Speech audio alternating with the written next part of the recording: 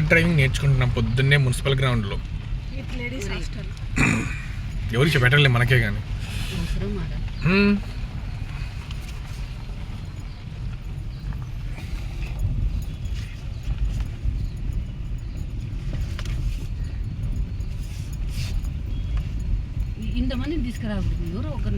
లేదు, అందరు ఉన్నప్పుడు ఒకరు తోలుతుంటే ఇంకోరు ఈ ప్లేస్లో అయితే నేను ఎలా తోలుతాను అని ఒక ఆలోచన వస్తుంది. ఒక గుంతలు కావాలంటే సీట్ పైకి హైట్ సరిపోతే ఆ గుంత చూసా అనుకో నేను హార్ట్ అటాక్ అయిపోతాను.